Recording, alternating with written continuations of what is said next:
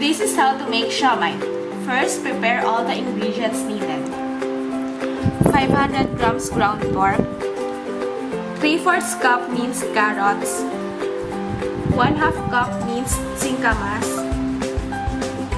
2 medium minced onions, 4 cloves minced garlic, 1 teaspoon salt and pepper, 5 grams seasoning, and 1 egg and mola In a wrapper. mixing bowl, mix all the ingredients. First, the ground pork.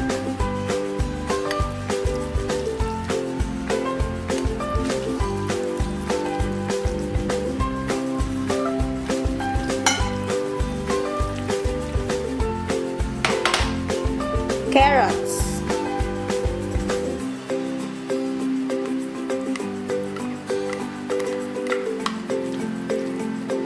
Then the singkamas.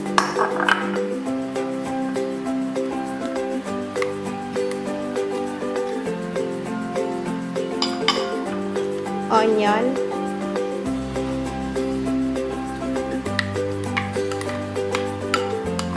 Garlic.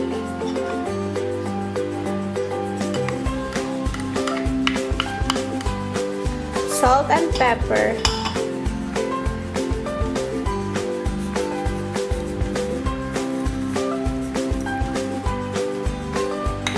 Seasoning.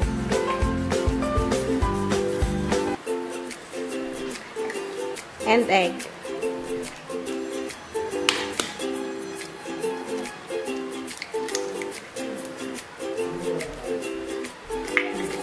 Make sure that all the ingredients are mixed well.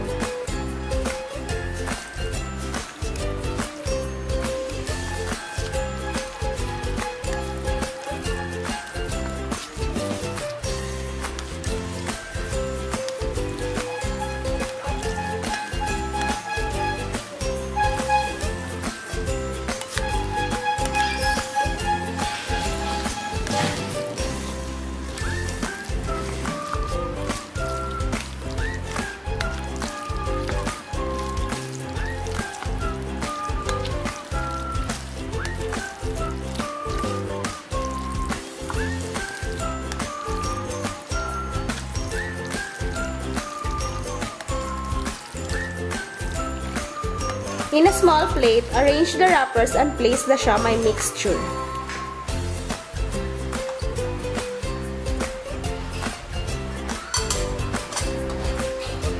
To enclose, gather up the edges of the wrapper and gently fold it so that it forms a basket shape.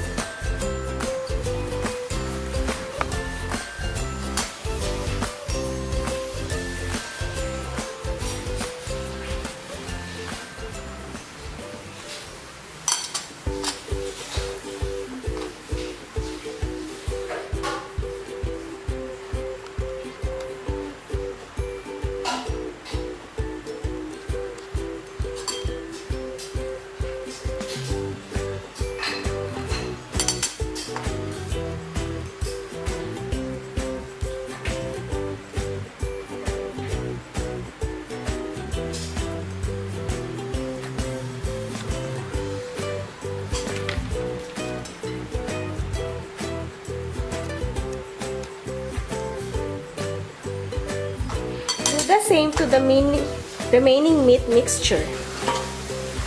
When the water gets to a rolling boil, arrange the siomai in the steamer and let stand for 15 to 20 minutes.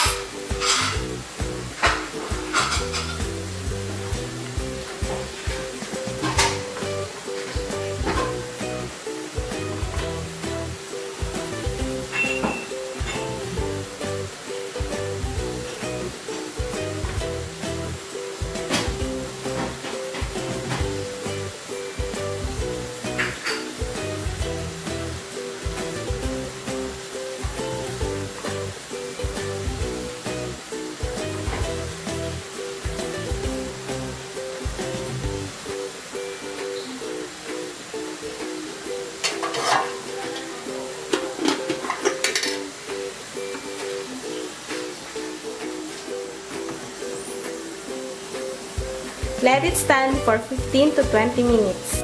And here is